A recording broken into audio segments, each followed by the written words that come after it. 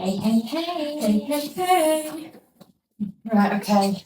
We'll be honest, round 2 with conspiracies because of memory foam. It's a conspiracy or it's a mad belief, whatever you want to call it. But last week we thought we had a couple of episodes when it turns out that the one episode that we did have that was the best out of the 2 we'd done were on the 4-minute song because memory got full. So That's correct. So Tony's now deleted 3,000 things. To hope that the memory won't get full. So we might be doing this and we're not recording anymore, but we'll put all our role into it anyway. Going for that. Here we are. Right. When you said that, I thought, oh my god, did I press play? I'm going to let you take away with this one. Mad beliefs. So, one that I'm going to talk about, because we did actually mention it briefly in an episode last week, being Diana. What's your views of the Princess of Wales? Do you think that was old Queenie doing that? Or do we think that it was just a freak accident? I believe that Charles was doing his thing with Camilla. So Doing Diana. his thing. Yeah. Yeah. Do you reckon his ears flap when he's going for it? Do your ears make this noise? Anyway. You just look like a cat.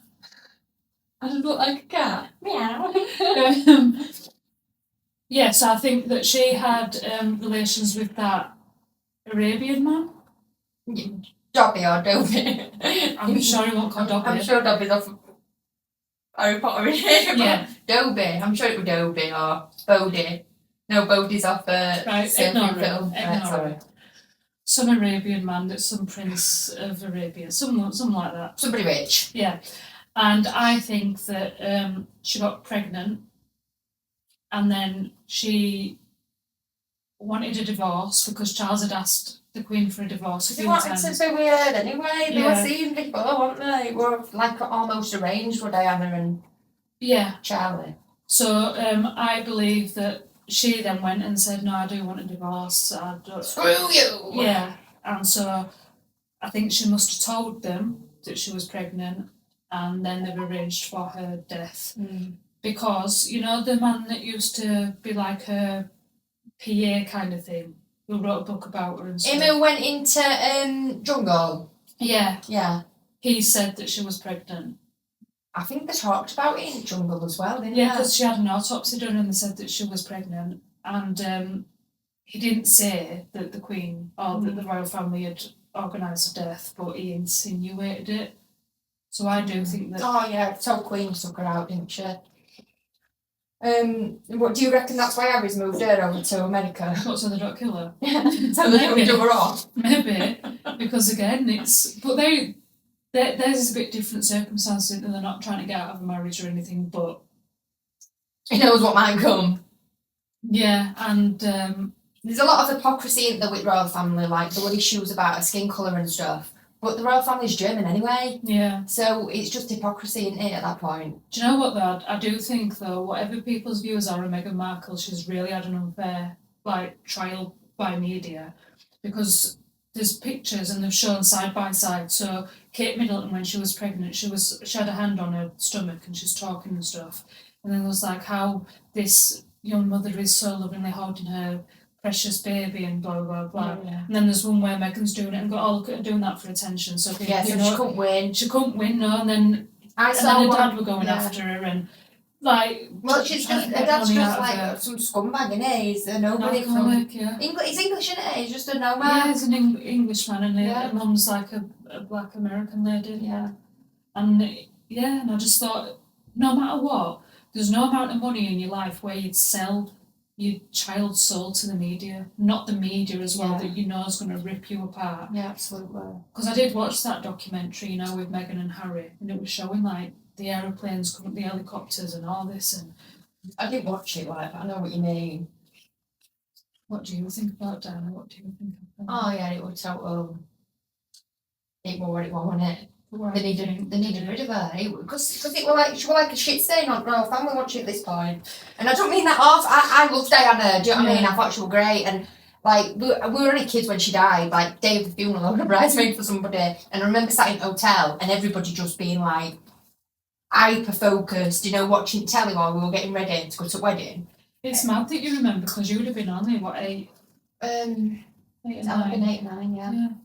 Were it 97? So I've been 8. I'm sure it was 97. 5. But yeah, I just remember that it's just one of the memories that I've always stuck. And I remember somebody doing my hair because I were a bridesmaid and pinning my hair up. And I remember my mum and everybody just so focused watching funeral on telly. Do you remember feeling the atmosphere? No, but I remember the atmosphere in 9/11. Yeah, because I was going to say that I remember when Diana died because Susan Courtney was in her bed. Shout out Susan! Sorry. Subo was in her bed and she was crying. And I thought, you were crying for Fatty. No. You did say that. I didn't. You're allowed. But 9/11, I remember I was in my playground. I was in the playground at school. Yeah.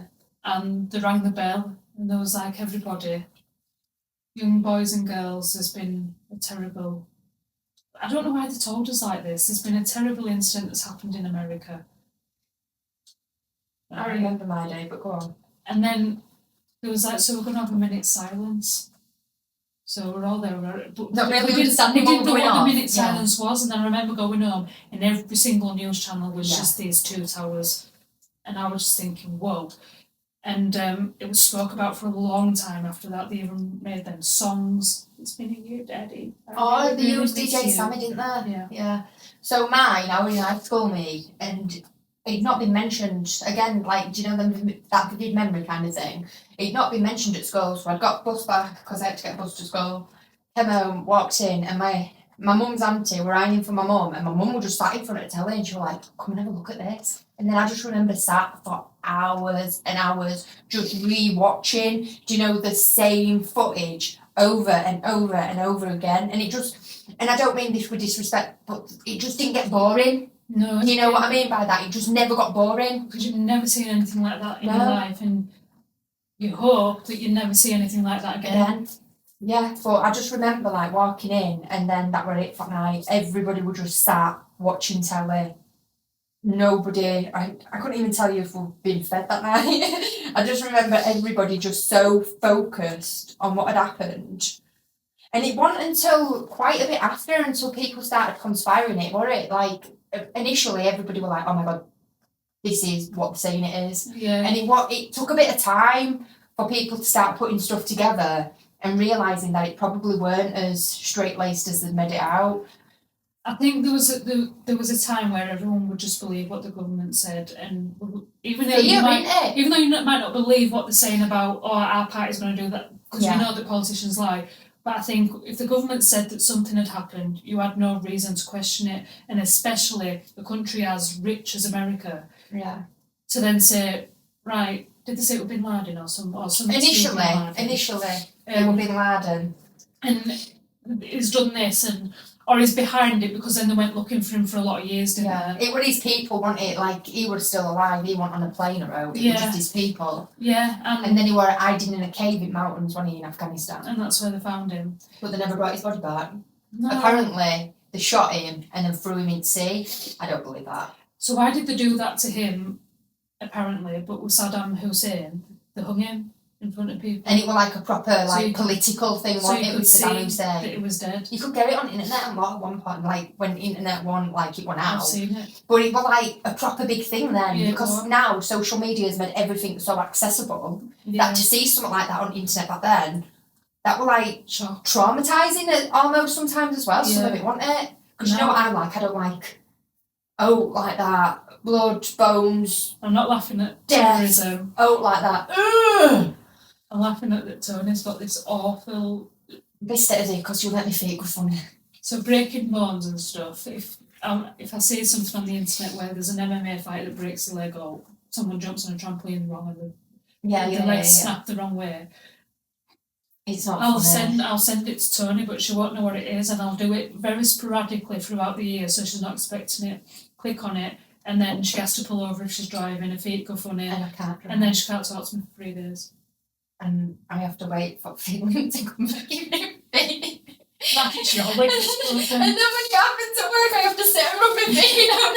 So weird. I don't know why, but my feet just, it's like hot blood comes out of them and they go right tingling, you know, like pins and needles. Yeah. And it's like there's no blood in them anymore, so I don't put them to ground because I think I'll fall. So anyway, we digressed. Again. The Twin Towers, I believe, there were 2 planes that went into the buildings, but I think that it was organised by the government, and I also think that they put explosives on every floor for it to fall the way that it did. Yeah. And I think the reason that they did it is because they wanted, one, a reason to go into this country because it was very oil rich at the time, and two, so that they could get the white American citizen on side, like, we're here to protect you, this is why we're doing it for you. So they could segregate the minorities and cause a race war, which is, if you look, it's never got back and to it how it was should have never been. about race, it was about money and what they could Always. take out of Afghanistan. Because when they handed Afghanistan back, which I know they had to because the Taliban at the time had been granted, however it works. But they didn't even fight for it, and the reason they didn't fight for it was because it wasn't worth out anymore. No, not to fight. Because why would they not fight for it? Because we've got girls and boys, sorry, that were really bad of me. There's girls and boys that have been born after 2001, had a total westernised life, females especially, been able to work, been able to get education, leniency with what they wear, have a voice, and then all of a sudden, America stepped out, the Taliban took over, and within 3 weeks, it was back to where it was at the beginning of the century. And then you have these people like, and I'm really sad that I can't remember her name because she's brilliant. She was a girl who stood up against the Taliban. She got shot in the head. I think you told me about this before. She survived. She came over to either America or the UK. I think it was the UK. And she won a Nobel Peace Prize. And she does one of them TikTok trends, you know that. Hey. And she does it with a celebrity, but I can't remember who. But yeah, I think you told me about her before.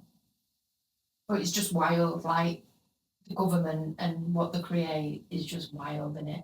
Oh, and like that video when they told Bush what had happened. We were talking about that other day. Yeah. When they told Bush what had happened, and what's his name? Dick Cheney. Is it Dick Cheney? I don't Is that know. right? Dick Cheney, like, thing in, whispers in his ear, and his face just does not change, and he just continues reading this book to these kids. Yeah. And like you said, you'd have gone at that point, right, guys, it's been lovely seeing you all, but I need to go now. Yeah. And you'd have made an excuse without causing chaos. Yeah, you don't have to cause No. panic, but you'd leave. Right, guys, that's it now. It's been lovely meeting you all. I'll come back again. Ta-ra. Yeah. I'm gone. But he didn't, did he? It's He just mad. sat there and continued reading. It's What mad, going on there? And but it just shows just what kind of, like, how the government are just puppeteers and wear all these puppets, because even stuff like COVID, whether you believe it happened, whether you believe it didn't, I believe there was a virus. yeah, I believe COVID existed. I believe it was man-made. I believe it was to kill off the older generation because we're overpopulated. Whatever reason. But for the government to say, right, stay indoors, don't go visit your elderly relatives, hands, face, space, doing all Do you this know why and it then was 3 partying. weeks initially? Why? Because, and it's true this, you can Google it, it's because they state that 3 weeks is long enough to get over an habit, and they thought by doing that and locking everybody down, they'd create better people, essentially. But that didn't work because then we were in it for 18 months, so it didn't matter, and you could still get weed even though we were in lockdown, so... Well, me and Anya know somebody who owns a business. Yeah. You know what I'm talking about. Yeah. Who told us that the banks had told us before COVID.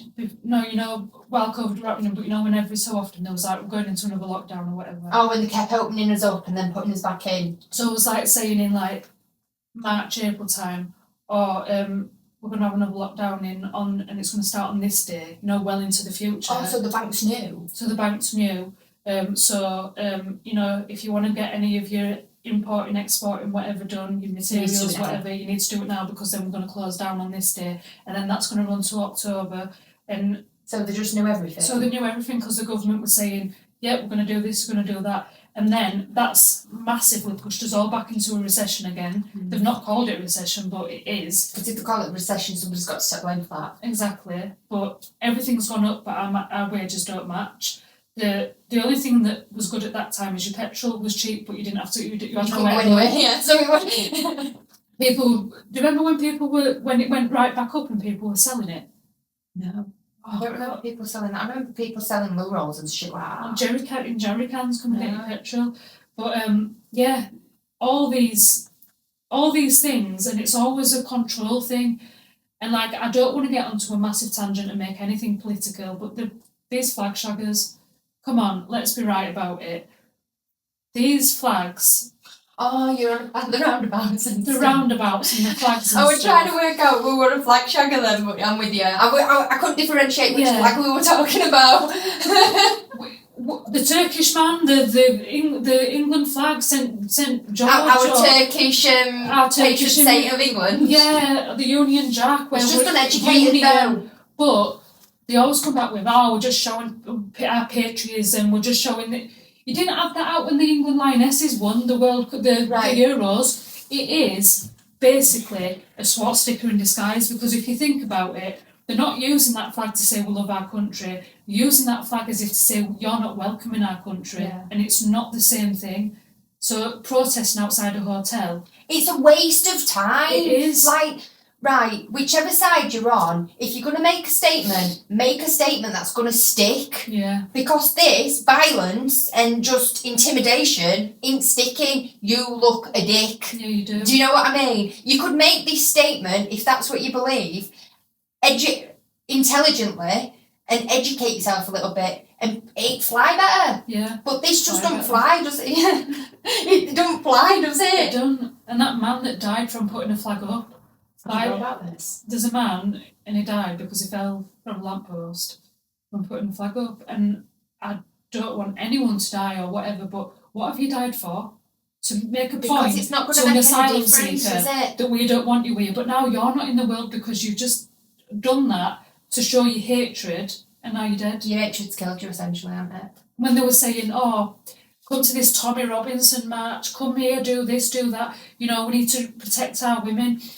2 out of 5 of them men that were at that march had been done for domestic violence against women. There was men chanting at women, get your tits out, get your tits out. That's what I mean. Don't be a hypocrite. No, and this is what I'm saying. If you didn't act like a dickhead and you made a proper point, people would listen. Yeah. But at the minute, all you're doing is causing chaos, and nobody's got time for chaos. If somebody genuinely came, Rachel, and sat with like an adult and said to you, right, the reason I believe this, like face to face properly, the reason I believe this, and then you had your opportunity to go, right, the reason, wouldn't you respect that a lot more than some dickhead just screaming at you? Yeah, because that don't get anywhere. No. Like, there was a young lady and they were doing like a chant or whatever, and they were passing microphone to everyone, bad experiences they've had about an asylum seeker, and this woman comes on and she goes, I got raped in so-and-so, and these men, we'll kill him.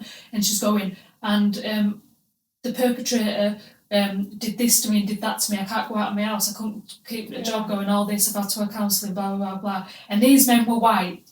And then he goes to grab the microphone and she's like, no, you will listen. Yeah. And like, just because it don't fit your agenda anymore, you're not letting her have a voice. Yeah. Where you're saying that we need to have a voice to protect women, but you're not letting her be protected because... And you're only protecting women from one community of people. If you're going to protect women from people who are Asian, people who are Kurdish, people who are whatever, why are we not also protecting women from people who are white? Yeah. Do you know what I mean? Protect women from everybody. Don't just choose your communities. Yeah.